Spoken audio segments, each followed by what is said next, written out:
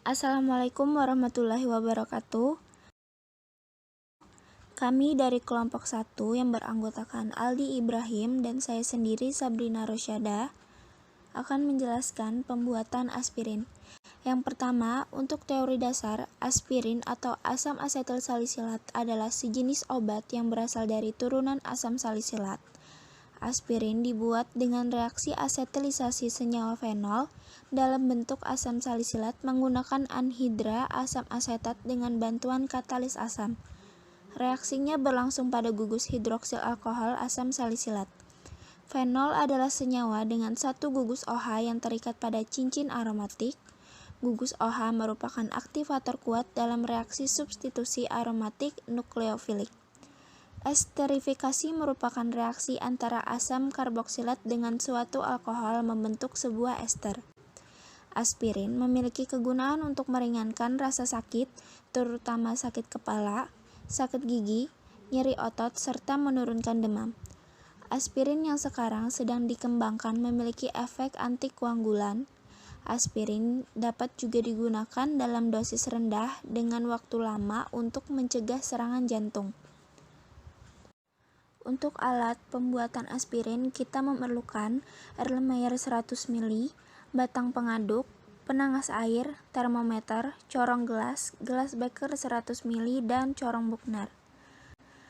Untuk bahan, kita memerlukan asam salisilat kering, asam asetat anhidrat, asam sulfat pekat, alkohol murni, aquades, dan larutan FeCl3. Untuk prosedur kerja, yang pertama sintesis. Cara kerjanya ialah masukkan 10 gram asam salisilat, 15 gram asam asetat anhidrat, dan 5 tetes asam sulfat pekat ke dalam Erlenmeyer 100 ml. Lalu kocok campuran hingga homogen. Setelah itu panaskan di atas penangas air dengan suhu 50-60 derajat Celcius sambil diaduk selama 15 menit. Yang kedua, isolasi.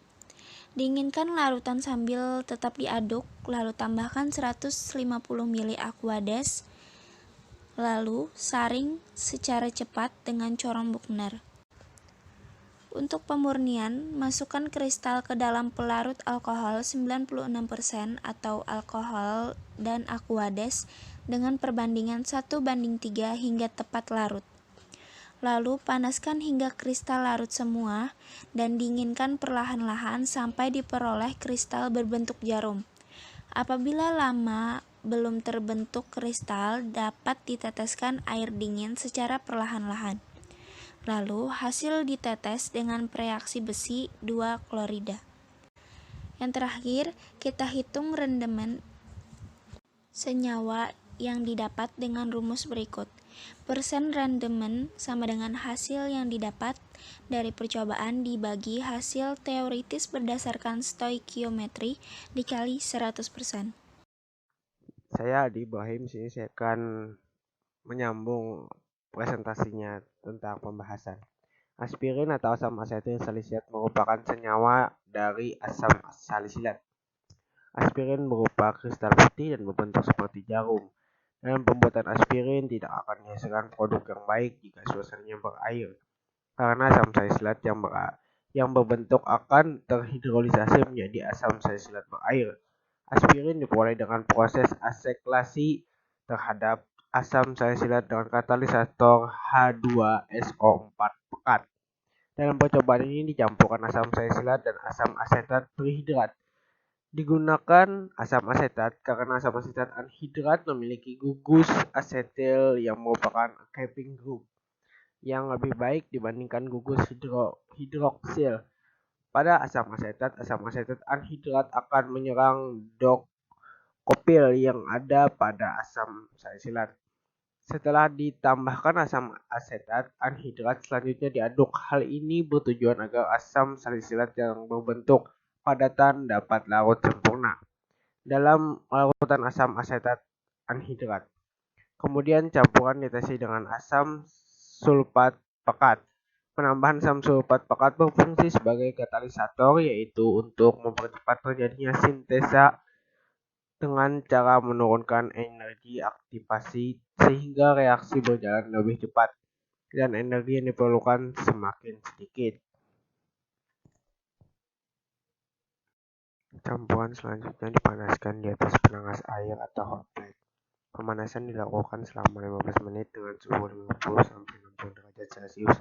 Setelah dipanaskan, campuran yang awalnya berada dalam pada perubahan menjadi fase cair dan berwarna bening.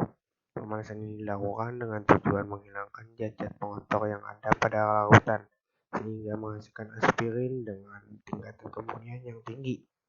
Pemanasan ini bertujuan mempercepat kelarutan asam salisilat.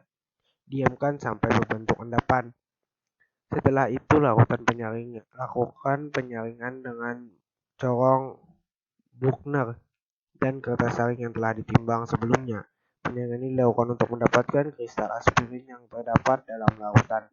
Karena telah berbentuk padatan, kristal sulit untuk diambil, jadi sebelumnya kristal disaring dan ditambahkan air. Setelah ditimbang didapatkan padatan yang didapatkan ini masih mengandung zat pengotor atau belum 100% murni. Selanjutnya padatan dilarutkan dengan air dan alkohol dengan perbandingan 1:3. Untuk air 35 ml dan alkohol 15 ml. Setelah larut, kemudian panaskan kembali hingga mendapatkan aspirin dengan bentuk kristal dan jarum. Dilakukan lagi penyaringan dengan corong Bruckner. Setelah semuanya tersaring, dikeringkan dalam oven dengan suhu 100 derajat Celcius. Untuk membuktikan aspirin itu murni atau tidak, diperlukan dengan uji tes FHCA3. Apabila pada saat penetesan menghasilkan warna ungu, maka aspirin masih belum murni atau masih ada asam salisilat. Apabila pada saat penetesan menghasilkan warna jingga, maka aspirin murni dan bebas asam salisilat. Terakhir, kesimpulan. Aspirin dibuat dengan reaksi asetilasi. Aspirin berbentuk jarum dan kristal. Aspirin yang tidak murni dan masih ada asam salisilat menghasilkan warna ungu. Sedangkan aspirin yang murni bila diteteskan FeCl3 menghasilkan warna jingga. Aspirin diperoleh dengan proses asetilasi terhadap asam salisilat dengan katalisator H2SO4.